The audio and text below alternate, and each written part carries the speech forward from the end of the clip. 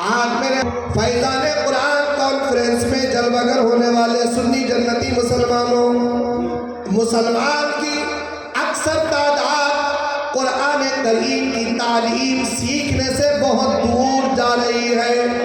بہت کم ایسے لوگ ہوتے ہیں جو قرآن کو پڑھنے کی فکر میں لگے رہتے ہیں اور قرآن سیکھتے ہیں اور دوسروں کو سکھاتے ہیں۔ میرے عزیز ساتھیوں، اللہ تبارک و تعالی نے تقریباً 18,000 مخلوقات میں سے انسان کو سب سے افضل بنایا ہے، سب سے اعلیٰ بنایا ہے۔ میرے عزیز ساتھیوں، انسان اللہ کی 18,000 مخلوقات میں سب سے افضل ہے۔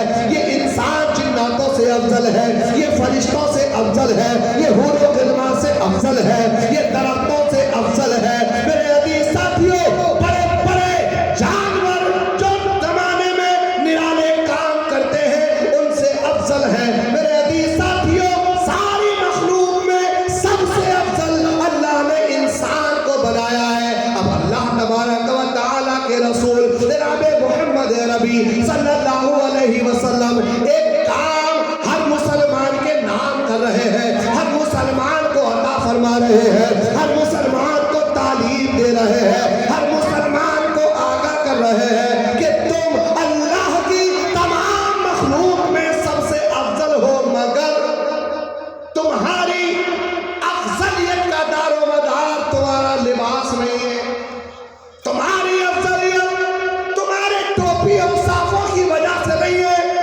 تمہاری افضلیت تمہاری مسجدوں کی وجہ سے نہیں ہے، تمہاری افضلیت تمہارے مدرسوں کی وجہ سے نہیں ہے، تمہاری افضلیت تمہارے چہرے کے داڑھیوں کی وجہ سے نہیں ہے، تمہاری افضلیت تمہارے گوشت کھانے کی وجہ سے نہیں ہے، تمہاری افضلیت تمہارا زمیندار ہونے کی وجہ سے نہیں ہے، تمہاری افضلیت تمہارا بہترین مکان کی وجہ سے نہیں۔ حضور فرماتے ہیں اگر بہترین بننا چاہتے ہو، خیرکم من تعلم القرآن وعلمہ، حضور فرماتے ہیں تم میں بہترین وہ ہے جو قرآن سیکھے اور دوسروں کو سکھا دے۔ بہترین کون ہے؟ جو قرآن سیکھے اور دوسروں کو سکھائے۔ اب دوسروں کو وہی سکھائے گا جو سیکھے گا، جس کو معلوم ہو، جس کو علم قرآن کا پتہ ہو، جس کو قرآن یاد ہو۔ میرے عزیز ساتھیوں، آج قرآن سے اتنا دور اور اس دور ہونے کی وجہ بہت ساری ہے۔ کچھ تو لوگ خود دور ہو گئے اور کچھ لوگوں نے دور کر دیا، یہ حقیقت ہے۔ کچھ تو لوگ خود دور ہو گئے اور کچھ لوگوں نے دور کر دیا۔ کیوں؟ کیونکہ انسان کسی چیز کی پر عمل جب کرتا ہے، جب کسی کو کچھ کرتے ہوئے دیکھتا ہے، یہ چھوٹی چھوٹی بچیوں کے پروگرام جب دیکھے ہوں گے تو ہماری بڑی عمر کی ماں بہنوں کے اندر ایک فکر پیدا ہوئی ہوگی کہ کاش ہم بھی یہی دین کی تعلیم حاصل کر لیں۔ مدرسے کے بچوں کو جب منبر پر تقریر کرتے یہ نوجوان، یہ بزرگ دیکھتے ہیں تو دل میں خواہش پیدا ہوتی کہ کاش ہم بھی مائک پر بولنے والے ہو جاتے، کاش ہم بھی قرآن پڑھنے والے ہو جاتے۔ میرے عزیز ساتھیوں، مگر اس فکر کو دور کر دیا۔ پہلے جب فاتحہ خوانی کا بہت زیادہ دور تھا، بہت زیادہ، تو میرے عزیز ساتھیوں جب فاتحہ پڑھی جاتی تھی تو کچھ سننے والے کے دل میں فکر ہوتی تھی کہ یار یہ بھی قرآن پڑھ رہا ہے فاتحہ میں، کاش ہم بھی قرآن پڑھنے والے ہوتے۔ مگر اب لوگوں نے وہ سب بند کرنا شروع کر دیا۔ 3واں بند، 10واں بند، 20واں بند، 40واں بند، مزاروں پہ فاتحہ بند، جلسوں میں فاتحہ بند، اور اب تو یہاں تک لوگ پہنچ گئے کہ قرآن خوانی بند، قرآن خوانی بند کر رہے ہیں، منع کر رہے ہیں، ناجائز بتاتے ہیں، فاتحاؤں کو ناجائز بتاتے ہیں۔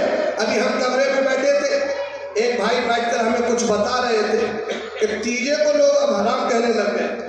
یہ علماء بیٹھے ہیں، ایک آیت پڑھوں گا، تیجا 40واں، 20واں، 10واں، عرس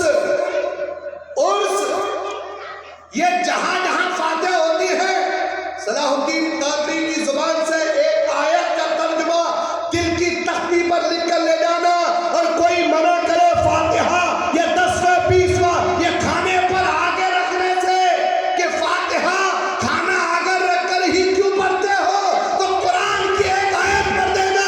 اللہ فرماتا ہے فَكُلُوا، فَكُلُوا، کھاؤ، کیا آگے بیٹھے ہیں آپ لوگ نہیں، فَكُلُوا مِمَّا ذُكِرَ اسْمُ اللَّهِ عَلَيْهِ، اس میں سے کھاؤ جس پر اللہ کا کلام پڑھا گیا ہے، اس میں سے کھاؤ جس پر اللہ کا۔ اب بتاؤ جب کیڑے میں چنے پڑے جاتے ہیں تو کیا پڑھا جاتا ہے؟